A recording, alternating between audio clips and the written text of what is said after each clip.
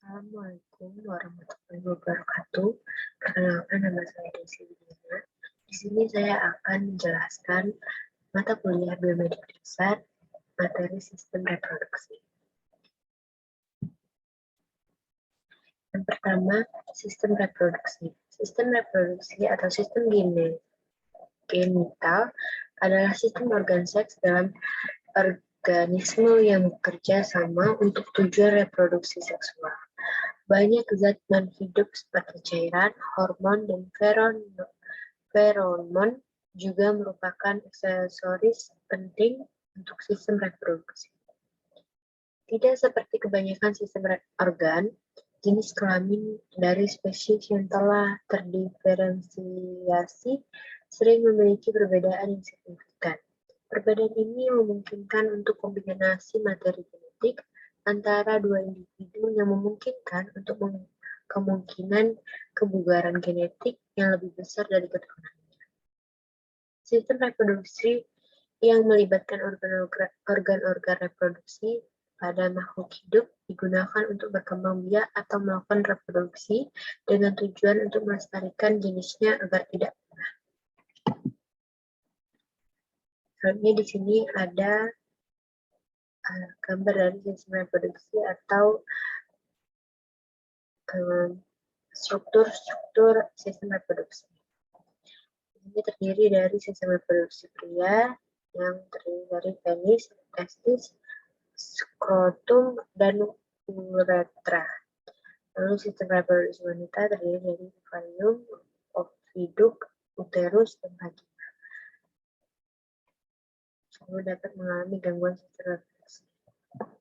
Di sini ada sistem reproduksi wanita. Sistem reproduksi wanita, organ reproduksi wanita lebih banyak terletak pada tubuh bagian dalam yang meliputi tubak Fallopi, yaitu jalur antara ovarium dan rahim yang berguna untuk sel telur dapat bergerak. Bentuk dari bagian ini menyerupai tabung kecil yang menempel di bagian atas rahim. Ovarium yaitu sebuah kelenjar dengan fungsi untuk menghasilkan sel telur, hormon progesteron, serta hormon estrogen. Organ ini berbentuk oval kecil yang terletak di kedua sisi rahim. Hormon estrogen organ ini berbentuk oval kecil yang terletak di kedua sisi rahim. Lalu ada vagina, fungsinya sebagai jalur penghubung antara serviks atau mulut rahim dari bagian luar tubuh. Selain itu, bagian ini juga berguna sebagai jalur untuk melahirkan. Saat berhubungan intim, organ ini berguna untuk jalur penetrasi penis sehingga sel sperma dapat masuk dan bertemu sel telur. Lalu selanjutnya ada rahim yang berguna sebagai tempat janin untuk berkembang ketika kehamilan terjadi. Rahim berbentuk menyerupai sebuah pir dan merupakan organ berongga yang wajib dimiliki setiap wanita jika ingin hamil. Wanita juga memiliki organ tambahan seperti labium mayor, labium minor, kelenjar Bartholin, dan klitoris. Organ-organ tersebut berfungsi untuk melindungi bagian reproduksi internal wanita dari bermacam jenis infeksi memicu hasrat seksual pada wanita, dan sebagai jalur yang memungkinkan sperma untuk masuk ke dalam tubuh wanita dan mencapai sel telur. Setiap wanita juga memiliki 4 hormon reproduksi utama, yaitu FSH dan LH, yang membantu proses produksi sel telur di ovarium. Bagian lainnya adalah hormon yang berperan penting untuk kehamilan, yaitu estrogen dan progesteron. Manusia juga punya musim tertentu bagi aktivitas seksual, seperti hampir semua mamalia lainnya.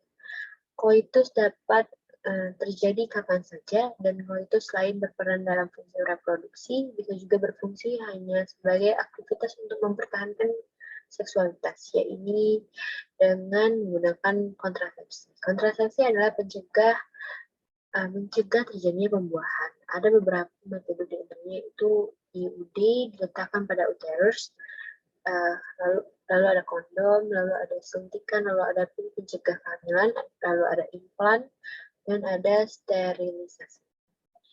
Vasektomi adalah mengikat atau memutuskan vas deferens pada testis pria. Metode ini adalah jenis kontrasepsi yang terbaik dari segi efektivitas.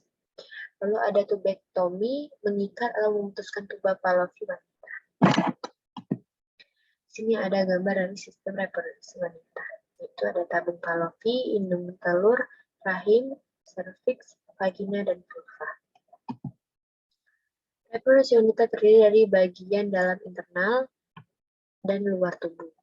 Internal. Fungsi organ bagian luar adalah untuk memungkinkan sperma masuk ke dalam sistem reproduksi bagian dalam dan melindungi organ genital dari organisme atau penyakit menular. Berikut struktur reproduksi wanita bagian luar. Ada yang pertama labia mayora. Labia mayora atau bibir besar adalah bagian yang membungkus melindungi organ reproduksi eksternal lainnya. Labia mayora mengandung kelenjar keringat dan kelenjar penghasil minyak. Selama masa pubertas labia mayora ditutupi dengan rambut. Lalu ada labia minora. Secara harfiah, labia minora diterjemahkan sebagai bibir kecil. Labia minora terletak tepat di dalam labia mayora dan mengelilingi bukaan ke vagina dan uretra. Kelenjar Bartoli. Kelenjar ini terletak di samping lubang vagina dan menghasilkan sekresi cairan atau lendir. Lalu ada klitoris. Kedua labia minora bertemu di klitoris, yaitu tonjolan kecil dan sensitif. Klitoris ditutup oleh lipatan kulit yang disebut prepucium yang mirip dengan kulup di ujung penis. Bagian organ reproduksi internal pada wanita. Fungsi sistem reproduksi wanita salah satunya adalah untuk berkembang biak. Sistem reproduksi membentuk sel telur dan saat terjadi pembuahan akan terjadi kehamilan. Yang pertama ada vagina. Vagina adalah saluran yang menghasilkan serviks ke bagian luar tubuh. Vagina juga dikenal sebagai jalan lahir bayi. Rahim adalah organ berongga yang berbentuk sebuah pir yang merupakan tempat bagi janin yang sedang berkembang. Rahim dibagi menjadi dua bagian, yaitu serviks yang merupakan bagian bawah dan tubuh utama dari rahim yang disebut korpus. Korpus dapat dengan mudah mengembang dan memopang bayi yang sedang berkembang. Lalu ada ovarium. Ovarium adalah kelenjar kecil berbentuk oval yang terletak di kedua sisi rahim. Ovarium menghasilkan telur dan hormon. Saluran tuba dan tuba Fallopi. Saluran tuba adalah saluran sempit yang melekat pada bagian atas rahim dan berfungsi sebagai terowongan bagi ovum untuk melakukan perjalanan ke ovarium ke rahim. Tumbuhan sel telur oleh sperma juga terjadi di saluran tuba. Lalu ada rahim. Rahim merupakan organ penting dalam sistem reproduksi wanita. Rahim terhubung dengan leher rahim atau serviks yang tersambung dengan vagina dan tuba Fallopi. Selama masa kehamilan, seluruh proses perkembangan bayi terjadi di dalam rahim. Manusia memiliki rahim yang berbentuk sederhana. Seluruh rahim menyatu menjadi satu organ yang berfungsi di panggul. Rahim memiliki dua bagian utama, yaitu serviks uteri dan leher, rahim atau korpus uteri atau badan rahim. Rahim juga terdiri dari 3 lapisan, termasuk endometrium, lapisan paling dalam, yang melapisi lubang rahim dan membentuk lapisan sel darah secara teratur. Lapisan inilah yang dikeluarkan setiap bulan sebagai darah menstruasi bagi para wanita yang tidak hamil. Lapisan kedua rahim adalah myometrium yang tersusun oleh otot halus. Lapisan rahim yang paling luar disebut sebagai perimetrium. Selain untuk kehamilan dan menstruasi, rahim juga berperan penting dalam memberikan respon seksual. Saat tubuh menerima rangsangan seksual, rahim mengalirkan darah ke area panggul dan alat kelamin luar. Lalu ada bagian-bagian rahim. Dinding rahim terdiri dari 3 lapisan. Yang pertama ada perimetrium, lapisan terluar, berfungsi sebagai pelindung rahim. Yang kedua ada myometrium, lapisan tengah, kaya sel otot dan berfungsi untuk yang berfungsi untuk kontraksi dan relaksasi rahim dengan cara melebar dan kembali ke bentuk semula setiap bulannya. Juga di masa kehamilan.